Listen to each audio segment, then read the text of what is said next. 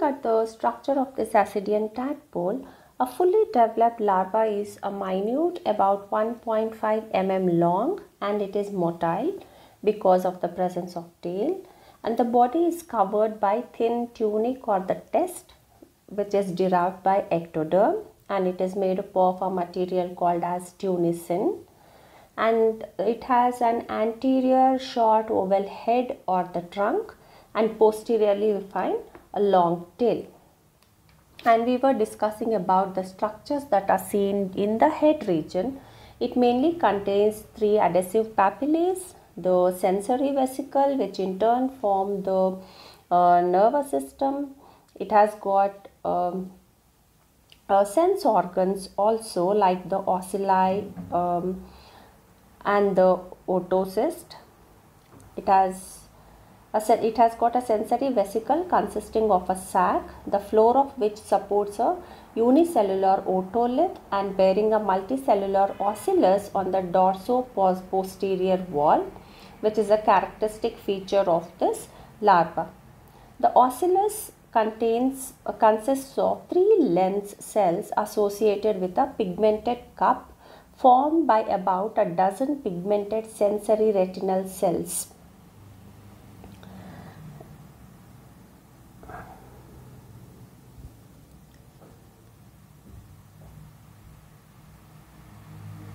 Now here is a magnified picture of the sensory vesicles. Here is a magnified picture of the sensory vesicles, wherein you can see the sensory vesicle consisting of a sac, the floor of which supports a unicellular otolith and bearing a multicellular ocellus on the dorso-posterior wall. The ocellus consists of 3 lens cells associated with a pigmented cup formed by about a dozen pigmented sensory retinal cells. Whereas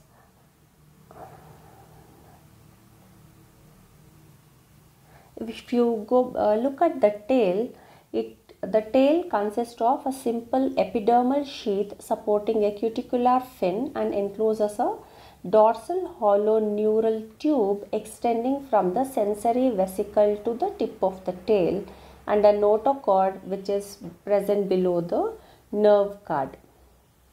Now this stage of the larva is highest in its chordate organization.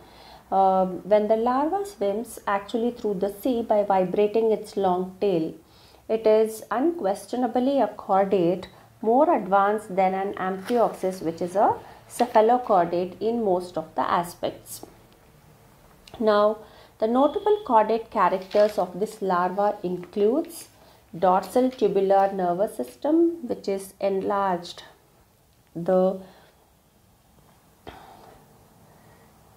Now we'll just discuss about the chordate characters of this larva. It shows dorsal tubular nervous system, which is enlarged at the anterior end, forming a sensory vesicle, and the sensory vesicle anteriorly opens into the pharynx near the mouth at a place called neuropore, which is probably homologous with that of amphioxus.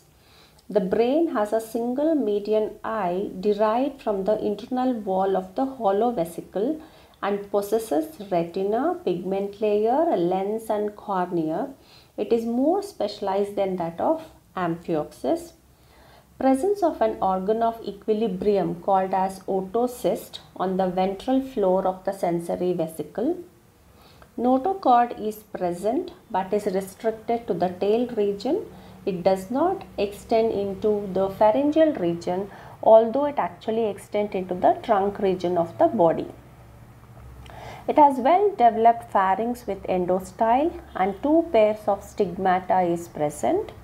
The atrium and the post-pharyngeal portion of the digestive tract are in the early stages of development. The tail presents well developed dorsal fin folds, and the anterior end bears special papillae for attachment. The heart and the pericardium develop as diverticulum from the stomach. Now, This is how you describe the structure of this ascidian tadpole. Now this tadpole, which shows all the chordate characters which are not seen in the adult. All these ascidian larvae, they are lecithotrophic, which feeds on the yolk that is present in the egg. They are non-feeding and very short-lived, swims for a few minutes and then once it finds the suitable substratum, it gets attached and undergo the process of metamorphosis. Now, what is retrogressive metamorphosis? What happens in this? The process in which the transformation of active, why we call it as active? Because it has got a tail and it helps in locomotion, non-feeding, pelagic, lecithotrophic, with advanced features like notochord, dorsal tubular nerve cord and the special sense organs like otolith and ocellus, it gets converted or it gets transformed into a sedentary, sessile, simple and filter feeding organism which contains only pharynx with stigmata and endostyle, which helps in the process of feeding. So this process of slow degenerative or retrogressive changes from larva with chordate characters to an adult lacking advanced characters is what is called as retrogressive metamorphosis. Now this picture explains you the complete process of retrogressive metamorphosis, starting from the release of ova.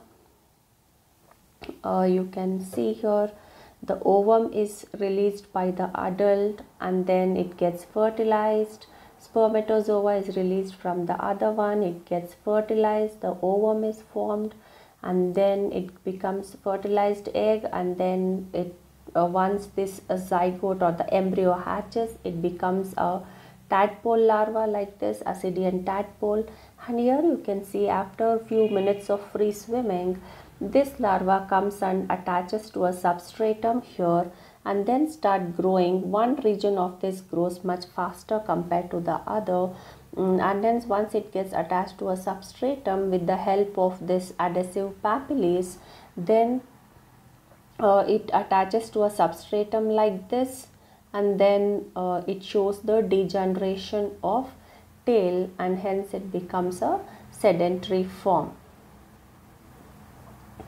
So this picture explains you the whole process of retrogressive metamorphosis happening at each stage. So here you can also note down what is happening in this stage, which is shown in this picture. Here what is the structure of the larva, it is shown here, and the changes happening once it gets attached and what all transformation occurs is shown in this diagram. So just observe that as we go on discussing, and then it will become easy for you to understand. So here the free swimming life of the larva is very short lived, and it is non-feeding during this time, as it completely depends on the amount of yolk that is present in the egg itself.